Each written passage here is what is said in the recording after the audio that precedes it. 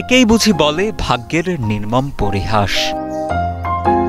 জরাজীর্ণ এই ঘরটিতে নেই কোনো দরজা জানালা, তবুও শেষ বয়সে এসে এই ঘরেই প্রতিবন্ধী দুই ছেলেকে নিয়ে মানবেতর দিন যাপন করছেন অসহায় মা।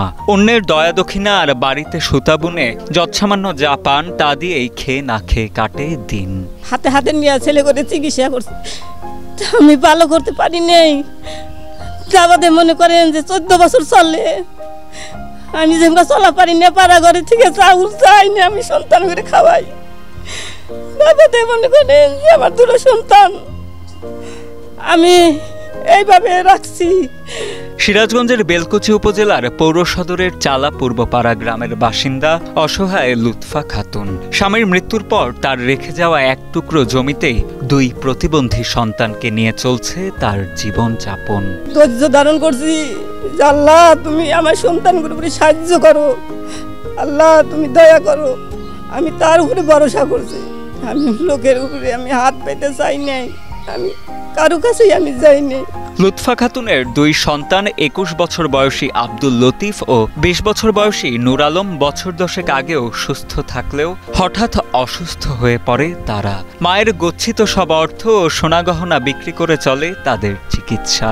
সেগুলো শেষ হয়ে গেলে ধার দেনা করেও চিকিৎসা চালান মা, কিন্তু কিছুতেই আর সুস্থ হয়ে উঠতে পারেনি দুই সন্তান। ধীরে ধীরে প্রতিবন্ধী হয়ে যায় তারা দুজনই।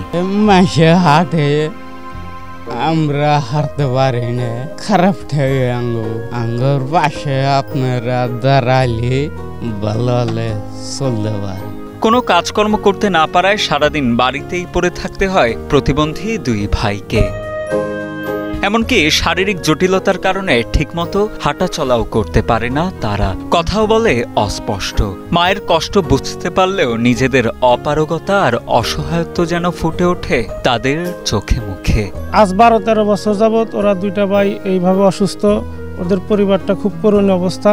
আমি দেশ এবং দেশের বাইরে এবং সরকারের কাছে আবেদন করি যে এদের জন্য জানি কিছু করে, চিকিৎসা এবং ওনারা জানি সুস্থভাবে চলতে পারে সেই ব্যবস্থা জানি করে। প্রতিবেশীদের ভাষ্য, নিজেদের সাধ্যমতো অসহায় এই পরিবারটির পাশে দাঁড়িয়েছেন তারা, কিন্তু প্রয়োজনের তুলনায় তা অপ্রতুল।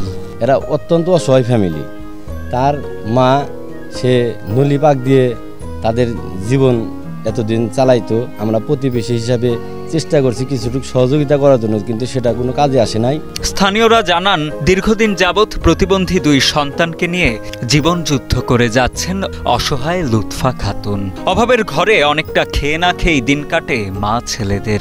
এমত অবস্থায় সমাজের বিত্তবানদের অসহায় এই পরিবারটির পাশে সহযোগিতার হাত বাড়িয়ে দেওয়ার আকুল আবেদন স্থানীয়দের। আমরা চাই দেশ এবং দেশের বাইরে যে সকল বিত্তবান, পাশাপাশি সরকার যদি এই পরিবারের পাশে দাঁড়ায়, এই দুই ভাইয়ের পাশে দাঁড়ায়, এই অসহায় মায়ের পাশে দাঁড়ায়, তাহলে কিন্তু একটু ঘুরে দাঁড়াবে, একটা নতুনভাবে বাঁচার স্বপ্ন দেখবে।